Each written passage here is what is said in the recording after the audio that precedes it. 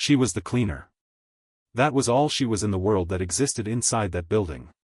She was the woman who arrived before anyone else and left after most people had gone, and whose name appeared on no organizational chart, and whose contribution to the daily functioning of the place was total and entirely invisible to the people whose daily functioning it supported. She cleaned the offices of people who made decisions worth millions of naira, and she did it with the same focused care every morning without anyone stopping to consider what it meant that those offices were clean when the people who mattered arrived, without anyone stopping to ask the name of the person who made it that way. She had been doing this for 4 years. She expected to continue doing it. She had no reason to expect anything different. Until the morning a billionaire arrived 2 hours before his scheduled meeting, walked into a corridor that was supposed to be empty, and found her there. And instead of walking past the way every other person in that building walked past, he stopped. He asked her name. He asked her one question. And her answer to that one question changed both of their lives in ways that neither of them could have predicted from a corridor at 6 in the morning. Stay with me. Because what this woman had inside her was always there. It just needed one person to stop and ask. Welcome to Bishop Tales, where every week we bring you powerful, emotional, and unforgettable stories that stay with you long after the video ends. If you are new here, please subscribe right now and turn on your notifications so you never miss a story like this one. Drop a comment and tell us where you are watching from tonight. Are you in Nigeria, Ghana, the United Kingdom, the United States, Canada, South Africa, Jamaica, or somewhere else in this world? We love knowing where our family is. Now let us begin. Her name was Amara Chukwu, and she was 29 years old, and she had been cleaning the Okonkwo Capitol building in Victoria Island for 4 years with the specific quiet dedication of someone who has decided that the work she does reflects who she is regardless of whether the reflection is seen by anyone else. She came from Nui in Anambra State, from a family that was neither poor nor comfortable but occupied the specific territory between those two conditions where everything was possible in theory and required considerable effort in practice. Her father had been a secondary school chemistry teacher for 30 years, a man of disciplined intelligence whose relationship with knowledge was the relationship of someone who considers it the most valuable thing available, and who had communicated this conviction to his children through the example of his daily life rather than through instruction. Her mother had run a small fabric and tailoring shop from the front room of their house and had produced from that shop not just income but the specific lesson that a person with skill and attention could create something of value from what they had available without waiting for conditions that were more favorable. Amara had inherited both of these orientations. She had finished secondary school with results that her teachers had called excellent and her father had called the beginning. She had applied to study business administration at a federal university and had been admitted and had attended for 1.5 years before a combination of the financial difficulty that had been building in her family across those years and the specific crisis of her father's unexpected illness had made the continuation of her study something that needed to be deferred rather than prioritized. She had returned home. She had worked in the fabric shop with her mother for 8 months while her father recovered. She had saved. She had thought. And when she came to Lagos at 25, it was with the specific intention of someone who has not given up a direction but has simply revised the route because the original route had become temporarily unavailable. She had taken the cleaning position at the Okonkwo Capitol building because the salary was significantly better than the alternatives available to her at the time, and because the position was stable and the hours, though early, were consolidated in a way that left the afternoons available. The afternoon availability was the thing she had planned for. She used it for the online business administration courses she had been completing methodically for 3 years, paying for them from her salary in the specific way of someone who understands that investment in knowledge is not an expense but a reallocation and who manages her budget accordingly. She had completed 4 courses. She was working on her 5th. She had a folder on her laptop that contained, organized by category, the ideas she had been developing for 2 years about a business she wanted to start. A business that combined the fabric and tailoring heritage she had grown up with and the digital marketing and e-commerce knowledge she had been acquiring through the courses and the specific understanding of small business needs that she had formed from watching her mother operate the fabric shop for 20 years.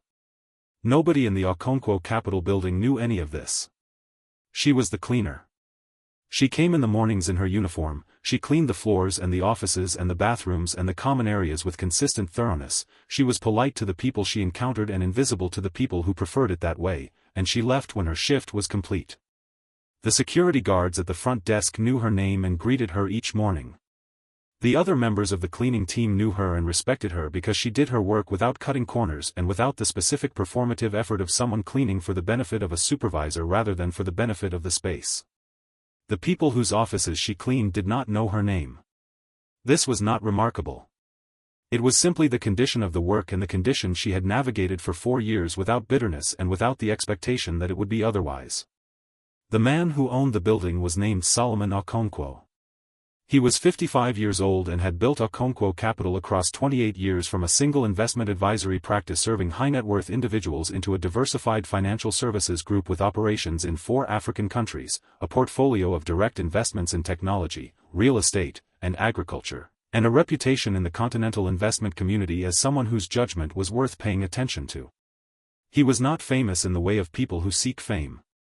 He was known in the specific way of people whose work produces results that make them known without the work of being known.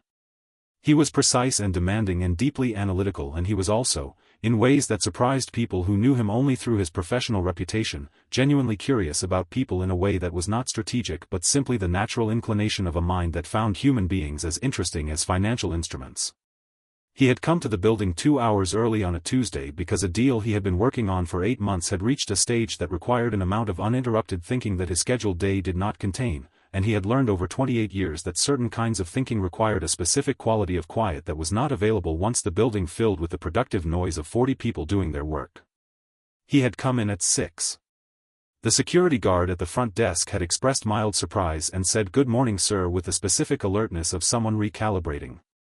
Solomon had said good morning and gone to the elevator. He had gone to his office on the 14th floor and had worked for an hour and had then gone to the small meeting room on the 12th floor that had the specific quality of light in the morning that he found useful for thinking, a south-facing window that caught the early sun at an angle that produced the kind of illumination that made things seem both clearer and more navigable. He had opened the door of the meeting room and found it occupied. Not by a person waiting for a meeting. By a person cleaning it. A young woman in the cleaning company's uniform was wiping down the conference table with the focused and methodical attention of someone in the middle of a task, working from one end to the other with the consistent strokes of someone who does the same task the same way every time because the consistency produces the result and the result is the point. She heard the door and turned. She saw him and her expression did the thing that expressions do when the person wearing them has been unexpectedly encountered by a person of significant authority in a context where they were not expecting that person, a brief recalibration of composure that was visible for a fraction of a second and then managed. She said "Good morning, sir," and began collecting her materials to allow him use of the room. He said "Please continue, I did not mean to interrupt." She said she was almost finished, sir. He said "Take your time." He walked to the window and looked out at the city that was beginning to assemble itself in the early morning light. He stood there for a moment and then he said without turning around, "What is your name?" She said "Amara, sir." He said "How long have you been with the cleaning company?" She said 4 years, sir. He said, still looking at the window, "That is a long time." She said "Yes, sir." He said, "Are you satisfied with the work?" She hesitated for just a moment, the specific fraction of a second's hesitation of someone who has been asked a question that has a diplomatic answer and an honest answer and who is deciding between them. He turned from the window. He looked at her. He said, "I am asking because I am genuinely curious, not because I am evaluating your performance." She looked at him. She said she was grateful for the stability of the work and she did it well because she believed in doing things well. He said, "But." She said, "But she had other plans." He said, "Tell me about the other plans." Now friends, I have to stop here because if you are watching this and you are holding your breath the way you should be at this moment, you are exactly where Bishop Tales wants you to be. Please like this video right now and drop a comment below. Tell us, have you ever had a dream that nobody around you knew about, something you were building quietly while doing a job that had nothing to do with the dream? Tell us in the comments. We read every single one. And if you have not subscribed yet, please do it right now because what Amara says in the next 5 minutes and what Solomon does in response is something that is going to show you what it looks like when one honest conversation changes everything. She told him. She told him about the fabric shop and her mother and 30 years of watching a skilled person operate without the tools that would have allowed the skill to reach more people. She told him about the online courses and the 5 levels she had completed and the 6th she was working on. She told him about the idea she had been developing, a digital platform that connected African fabric designers and tailors with customers across the continent and in the diaspora, combining the authenticity of traditional craft with the reach of e-commerce and the marketing sophistication she had been learning. She told him about the specific gap she had identified between the quality of what African fabric artisans produced and the visibility of what they produced, the gap that existed because the people with the skill often did not have the knowledge of how to present it and reach the people who would pay well for it, and the people with the knowledge often did not have the connection to the authenticity of the craft. She said she wanted to close that gap. She told him all of this in the meeting room at 6:20 in the morning with her cleaning materials in one hand and the full articulate clarity of someone who has been thinking about something carefully for a long time and has been waiting, without knowing she was waiting, for someone to ask about it. Solomon listened. He listened with the full weight of his attention, which was the attention of someone who has spent 28 years identifying things that were worth investing in and who was currently hearing something that had the specific quality that things worth investing in consistently had, the quality of a real problem being addressed by a real solution developed by a person who understood both the problem and the solution from the inside. He did not interrupt. He did not offer the quick assessments and premature conclusions that people with authority sometimes deploy to demonstrate their quickness. He let her finish. Then he asked questions. The questions were specific and intelligent, the questions of someone who had processed what she had said and wanted to test the places where the logic needed to be stress-tested. She answered every question. Some answers were complete and confident. Some answers required her to say she had not worked that out yet and here is why and here is what she was thinking about it. The honesty of the incomplete answers told him as much as the completeness of the complete ones. He asked one more question. He said what was stopping her from starting. She said capital. She said the platform development and the initial marketing required an investment that her current salary made impossible to accumulate within the timeframe the market opportunity required. She said she was calculating that she needed 2 years more of saving to have sufficient capital to start at a minimum viable level, and 2 years was a long time in a market that was moving quickly. He said yes. He said 2 years was a long time. He said he would like to see her business plan. She said she had a business plan. He said of course she did. He said could she send it to him? She said she would need his email address. He reached into his jacket pocket and produced a business card. She took it with both hands in the respectful way. He said he would read it this week. She said thank you sir. He said no. He said thank you. He said he had been coming to this building for 12 years and he did not know the name of the person who cleaned the meeting rooms. He said that was information about him that he was going to do something about. She looked at him. He said thank you for telling me about the plans. She said thank you for asking sir. He said please call me Solomon. She said she was not sure she could do that sir. He almost smiled. He said she could try. She said good morning Solomon. He said good morning Amara. She collected her materials and left the room. He stood at the window for a long time after she had gone, looking at the city and thinking about what he had just heard and what he was going to do with it. She sent the business plan that evening. She had written it across 6 months of evenings and weekend mornings, building it the way she built everything, carefully and completely, with the attention of someone who understands that a document that represents your vision has to be as good as your vision requires. It was 42 pages long. It had a market analysis that was specific and sourced. It had a competitive landscape assessment that was honest about the challenges as well as the opportunities. It had a financial model that was conservative in its projections and transparent about its assumptions. It had a product development timeline that was realistic rather than aspirational in the way that plans are sometimes aspirational when they are trying to impress rather than inform. She had attached, in an appendix, samples of the kind of content she had been developing for the platform concept, mock-up pages and sample product photography and draft copy, all of it created on her phone and laptop across the 4 years of mornings and evenings. She sent it and then sat in her apartment and tried not to think about whether he would actually read it. He read it that night. He read all 42 pages. He made notes in the margins in the way he made notes when he was reading something serious, the specific annotations of someone who is simultaneously understanding and interrogating what they are reading. He finished reading at 11 and sat with the whole thing for a while.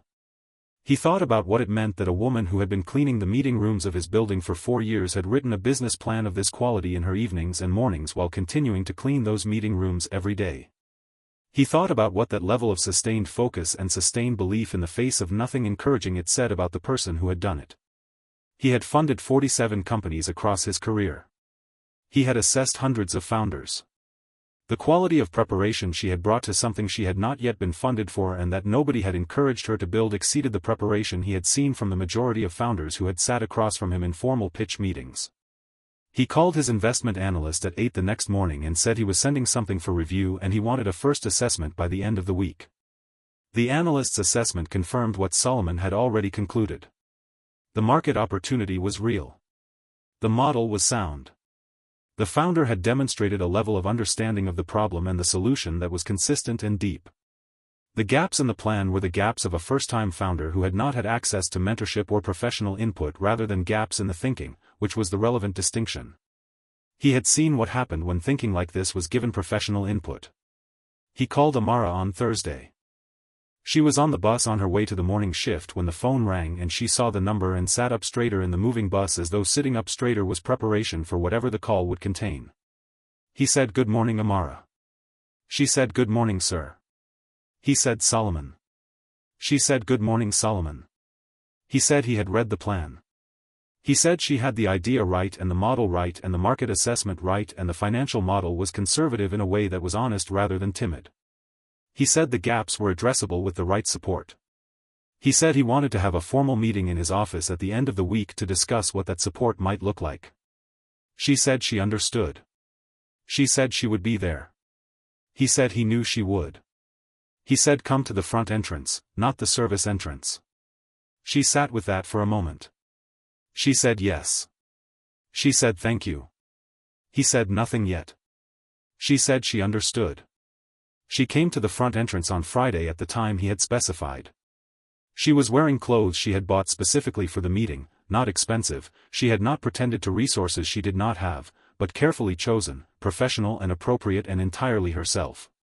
She had prepared for the meeting with the same thoroughness she brought to everything important, reviewing every section of her business plan, anticipating questions and preparing answers that were honest about uncertainty where uncertainty was genuine and confident about the things she genuinely knew. She had slept badly on Thursday night, which was honest, and had gotten up at 5 and done her morning exercises and made tea and reviewed her materials one more time and been ready.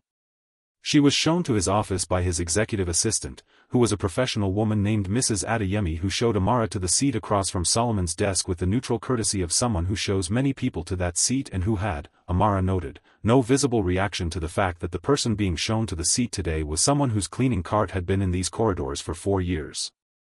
Solomon was on the phone when she came in and finished the call quickly and stood and extended his hand. She shook it. He gestured to the seat. She sat. He sat. He said, "Let us talk about your company." The meeting lasted 2.5 hours.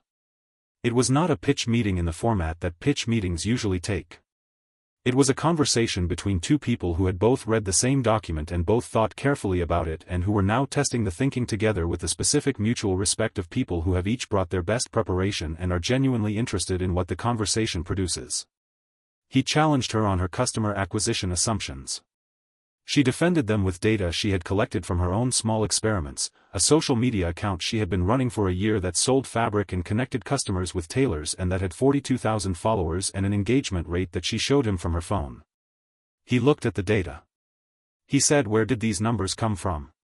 She said, "From her own time and her own phone and the understanding of social media marketing she had developed through the courses and through testing." He looked at her. He said she had been running a pilot. She said she had been testing the concept. He said it was not a concept. He said she had a business. She said she had the beginning of one. He said yes. He said that was exactly right. At the end of the meeting he said he was going to offer her investment. He named a figure. She held the number with the focused calm of someone who has thought about this number arriving for a long time and has prepared to receive it without losing their composure, which she managed by approximately 80%. He said the investment came with conditions that were standard and that his legal team would prepare and that she should have reviewed by her own legal representative before signing anything. He said it also came with something he was not charging for, which was his time. He said he would spend 1 hour per week with her for the first 12 months, not as a board member, as a mentor. He said he had been in this business for 28 years and what she was building would benefit from someone who had been in it for 28 years being available to think through the problems with her. He said she could take the investment without the mentorship if she preferred and he would not take it personally. She said she would take both. He said yes. He said he thought she would. She gave her notice to the cleaning company the following week. She did it with the respect that the 4 years of stable employment deserved, giving a full month's notice rather than the minimum 2 weeks, working the month with the same standard she had maintained throughout because the standard was hers and not dependent on whether she was staying. The cleaning team's supervisor, a woman named Mrs. Bassi who had managed the contract for 7 years and who knew the quality of what her team produced, said she was sorry to lose her. She said she had always known Amara did the work differently from the people who were just doing a job. Amara said she had always tried to do it as though it mattered because it did matter and the person it mattered most to was herself. Mrs. Bassi said she wished her well. Amara said she was grateful for the 4 years. She meant it. She registered the company on the first Monday after her notice period ended. She called it Aquit Digital, naming it for the distinctive woven fabric from her part of Anambra State that her mother had worked with for 30 years and that represented everything the platform was being built to celebrate and make accessible.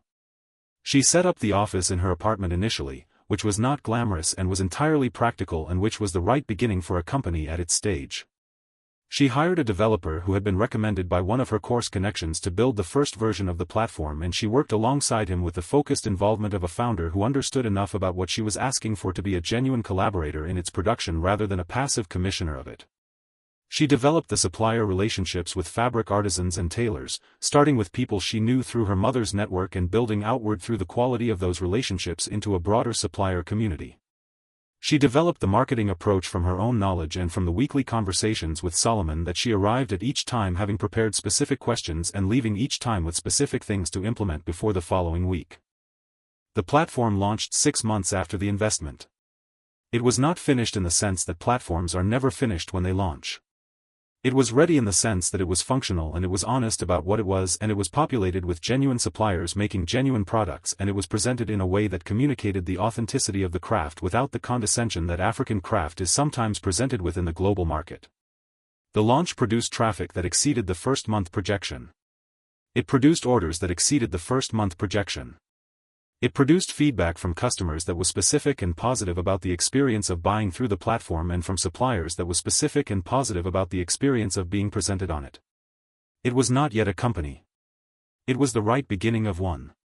Solomon sat across from her at the end of the first month and reviewed the numbers with the same focused analytical attention he brought to every investment review. He asked questions. She answered them. He said the acquisition cost per customer was lower than projected. She said she had expected that because her social media audience was a warm audience rather than a cold one and had been building toward this platform for a year. He said the repeat purchase rate was higher than projected. She said she had expected that because the product quality and the story behind it created the specific kind of customer loyalty that she had seen her mother build over 30 years and that she had always known was available if the presentation was right. He said yes. He said that was exactly right. He said the next question was scale and how to build toward it without losing what made the first month work. She said she had been thinking about that. She said it was the most important question she was currently carrying. He said let us think about it together. They thought about it together over the following months in the weekly hour that he had promised and in the additional conversations that the growth of the company began to produce as the questions became more complex and the decisions became more consequential. He brought to these conversations 28 years of knowing what worked and what did not in the specific conditions of African markets and the experience of having made mistakes in the early years of his own career that he was now in a position to help her avoid. She brought to them the specific and intimate knowledge of the problem she was solving and the people she was solving it for that no amount of professional experience could replicate, and that was the most important asset the company had. The combination was productive in the specific way that genuine mentorship is productive, not one person teaching another but two people thinking together from different positions of knowledge and producing from the thinking something neither of them would have produced alone. The company turned its first profit in the 14th month. It was a small profit, a real one, produced by genuine revenue exceeding genuine costs in a month when nothing exceptional had happened, which was the specific kind of profit that was more significant than the headline number suggested because it was the proof that the model was real. Amara sat at her laptop at midnight on the night she ran the numbers for the 14th month and looked at the figure and felt the specific quality of satisfaction that arrives when something you have been building for a long time produces its first clear evidence that the building was correct. She sat with it for a long time. She thought about the fabric shop in Nui. She thought about her father teaching chemistry for 30 years. She thought about 4 years of 6 in the morning in other people's offices and the folder on her laptop and the courses and the meeting room on the 12th floor at 6:20 in the morning on a Tuesday when a man had asked her name and then asked about the plans. She sat with all of it and felt its full weight and felt what it meant to have carried it all the way to here. She called her mother. Her mother answered on the second ring. She said, "Is everything all right?" Amara said, "Yes, Mama." She said she had news. Her mother said, "Tell me." Amara told her about the prophet. Her mother was quiet for a moment. Then she said, "Your father always said you would find your way." Amara said, "When did he say that?" Her mother said, "Always." She said, "From when you were in secondary school and your teachers were saying excellent and he was saying the beginning." She said he would have been so proud. Amara sat with that for a moment. She said she was going to need more suppliers, Mama. Her mother said, "I know." She said, "I have been waiting for you to ask." Amara said, "I am asking." Her mother said, "I will make some calls." They talked for an hour. The hour went quickly the way hours go quickly when you are talking to the person who is your origin point and who has been tracking your journey from before you knew you were on one. In the second year the company grew with the momentum that a real product in a real market produces when the founder continues to do the right things. The supplier network expanded to include artisans from 6 different countries. The customer base had diaspora concentration in the United Kingdom, the United States, and Canada that Amara had anticipated and had built toward through the marketing strategy she had developed. A partnership with a logistics company reduced the delivery cost in the diaspora markets in a way that made the pricing more competitive. A feature in an online publication focused on African fashion and design produced a traffic spike that she converted to sustained customers at a rate that was above the industry average because the platform's presentation and the product quality justified the trust that new customers were extending. Solomon reviewed all of this in their monthly sessions with the consistent precision of someone who is paying attention to the right things and who is genuinely pleased by what the attention is showing him. He had told her, in one of the monthly sessions in the second year, that he had invested in 47 companies. He said of those 47, he could identify perhaps 10 that had produced the specific combination of financial return and genuine impact that he had built his investment philosophy around. He said he believed Akwit Digital was going to be one of those 10. He said he was telling her this not to produce complacency but because she had worked in a way that deserved honest feedback, and the honest feedback was that what she was building was the right thing built in the right way and it was going to matter. She looked at him. She said she had known that from the meeting room on the 12th floor. He said he knew.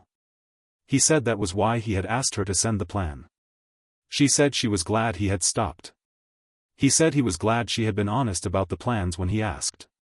She said she had been afraid to be honest for a fraction of a second. He said he knew. He said she had chosen honesty anyway. He said that was the most important thing she had ever done. She thought about it afterward the way she thought about the things that mattered, with the full honest attention she brought to everything important. She thought about that fraction of a second in the meeting room when she had been deciding between the diplomatic answer and the honest one. She thought about what the diplomatic answer would have produced. A polite exchange. A rich man on his way to a meeting. A cleaner who had finished the room and moved on to the next one. For more years of courses and saving and the folder on her laptop and the dream that nobody knew about continuing to be the dream that nobody knew about. She thought about what the honest answer had produced instead. She thought about what a fraction of a second's choice between honest and safe had contained. She thought about all the fractions of a second available to every person in every corridor and every conversation and every moment when someone with something real inside them was asked a question and had to decide what to answer. She thought about what the world was losing in the fractions of a second when people chose safe. She had chosen honest. From the meeting room to the funding conversation to every question Solomon had ever asked her, she had chosen honest, even when honest was harder, even when honest required saying "I do not know yet," even when honest meant showing someone the full picture rather than the flattering portion of it. She had chosen honest because her father had been a chemistry teacher who treated knowledge as the most valuable available thing, and because her mother had run a fabric shop for 30 years on the understanding that skill and honesty were the only things you could not run out of as long as you maintained them. She had been given these things by people who had understood their value, and she had carried them through 4 years of other people's corridors and 6 years of courses and 2.5 hours in an office on a Friday afternoon and 14 months to a first profit and everything that was still coming and would continue to come, because the honest answer in the meeting room on the 12th floor had been, in the end, the only answer worth giving. She was still a cleaner in the only sense that mattered, the sense of someone who attended to things with care, who saw what was there and addressed it fully, who did not cut corners because the corners were where things accumulated that eventually became problems, and who understood that the standard of the work was a statement about the person doing it that could not be taken back. She cleaned her own office now. She cleaned it every Friday evening after the week's work was done, before the weekend that she was learning, slowly and with the specific difficulty of someone who had not rested voluntarily for years, to allow herself to actually rest. She cleaned it in the way she had always cleaned spaces, with the full attention of someone who understood that the way you treated the space you worked in was a form of respect for the work itself. She had always understood this. She had always done it this way. She had always been this person. The building had simply, finally, contained someone who asked. If this story reached you tonight, please share it with someone who needs to hear it right now.